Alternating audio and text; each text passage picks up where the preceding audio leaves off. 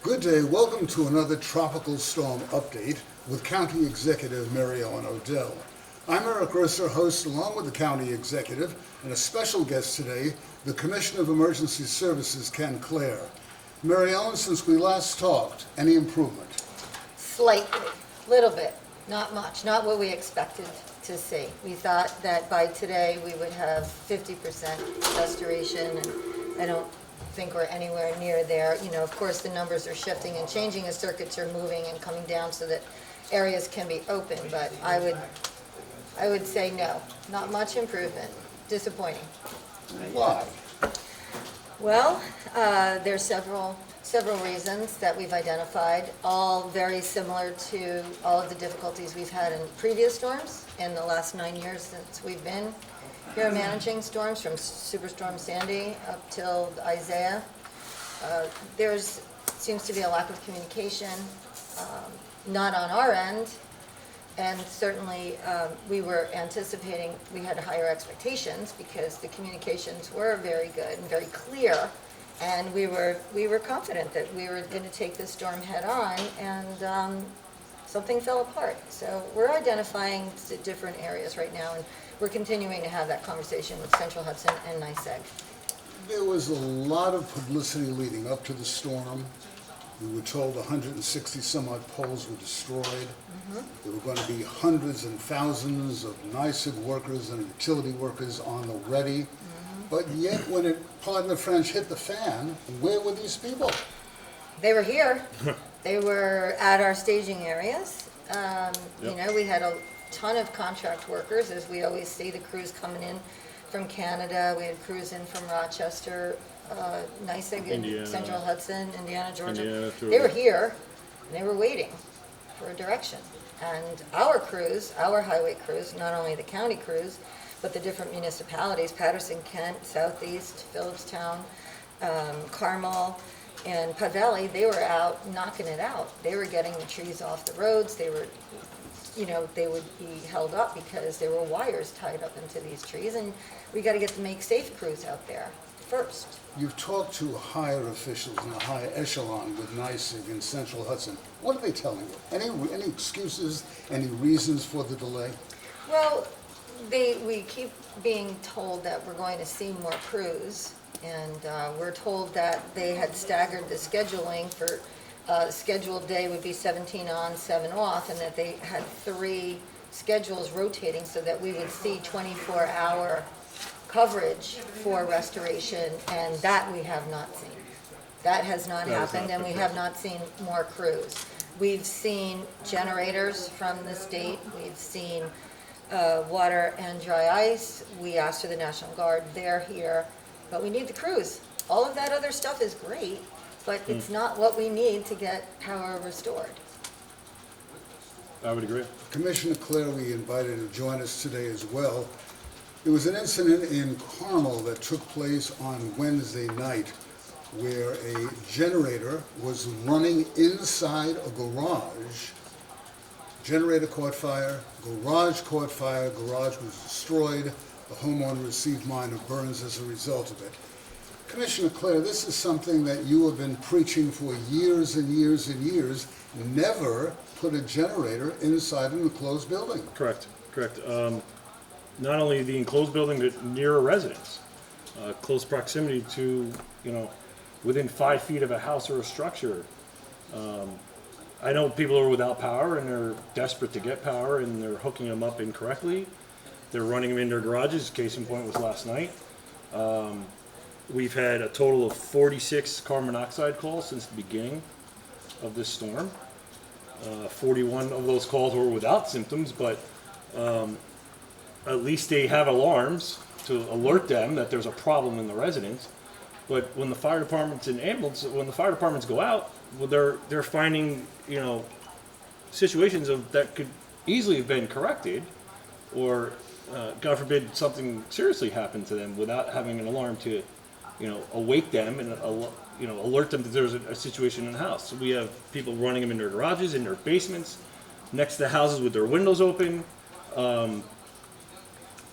Again, as you've preached, you've done stories before on this. We've talked about generator safety, and You know, we can't have people hooking them up incorrectly. Backfilling to the utility companies is very dangerous. If they're Yeah. hooked up incorrectly, it'll be a surge to a lineman on the pole. You know, they should be installed professionally. You should have definitely the switch is installed correctly, even portable or stationary. We saw yesterday driving around with generators running all night long in backs of pickup trucks. I mean, it's just careless stuff that's going on. So to that point about generators, we're going to kind of dovetail into the gas station and the impact that people with home generators, looking to replenish their gasoline supply, and how that has impacted us in the last day and a half. We've had situations, you have seen them, I have seen them, we're working with our sheriff's department and our local police departments to monitor the situations.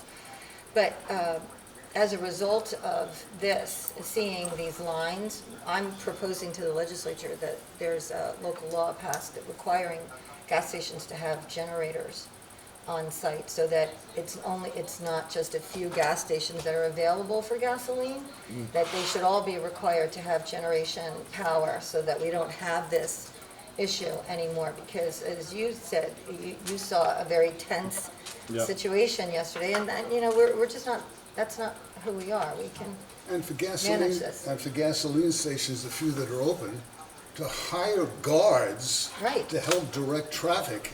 And in one situation, I saw it myself, two guys almost came to blows. Right. One guy tried to get in the back way, and what's going on here? Right. So as Mary Ellen said, that would be a great piece of legislation I think for Putnam so. County. I'd like to look at, these particular situations and events as an opportunity to do better. Right. And to take opportunity again to just re-educate the public. Because remember, we have a lot of folks who are new homeowners, that are trying to understand all that it takes, to own a home. And, I know, we all know.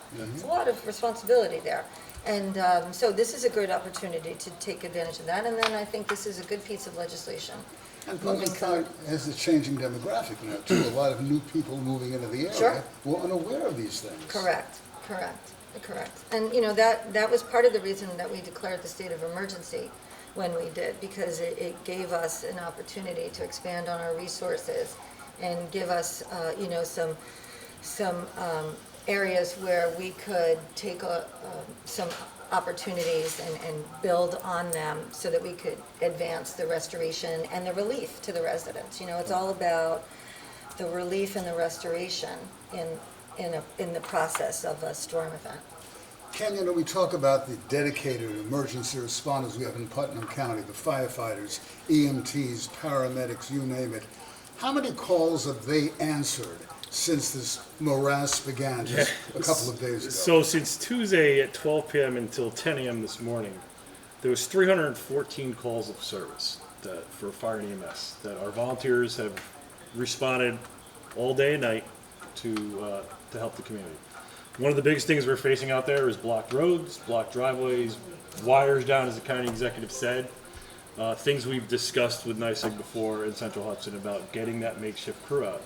It's not just a matter of getting the road up. It's if someone needs an ambulance, how do we get there?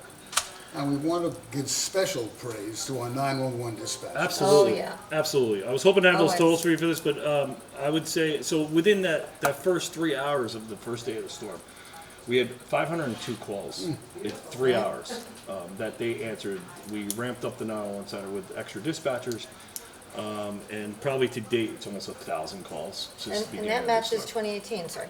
That Yeah. matches 2018 numbers with the tornado. It So, does. clearly the backbone of this community are our first responders. Said that for Both, years. both Yeah, the volunteer yeah. and the career.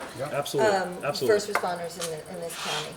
If anybody always asks me, how do you define your county? I say, we're a county of career and volunteer first responders. That's our backbone. That's Yep. where we start, and then we go from there. So once again, you're asking the public to be patient, Help each other, help each other. check in on each other. Check in on each other, absolutely. And know that here, we're working real hard. You can see behind us, same folks that have been here since the beginning. We thank them very, very much. Dedicated, We know the drill. hardworking people.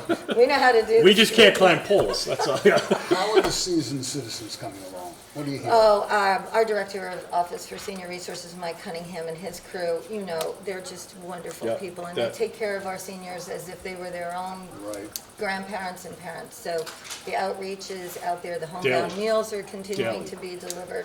You know, we're checking on them routinely. We have a very compassionate Office for Senior Resources Yep. team. Social So we thank social them services, too. the health department, so we have. They're first responders. They're first responders, the homebound residents, the vulnerable people that are on oxygen, they're checked on daily. Those calls are made from the health department, they're made from here, and they're also made from social services, Mike's team. Fantastic. We have a great staff. Our ELC runs fantastic because we have very dedicated employees that know the drill.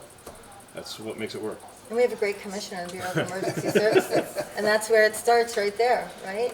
You know, we have a great team here, and I hope that people understand that and know that we're doing the very best we can. And we're gonna get through this, like we have We will. every other storm. We'll Just get be through it. patient and get a generator, make sure it's hooked up properly, not in a building. Not in a building.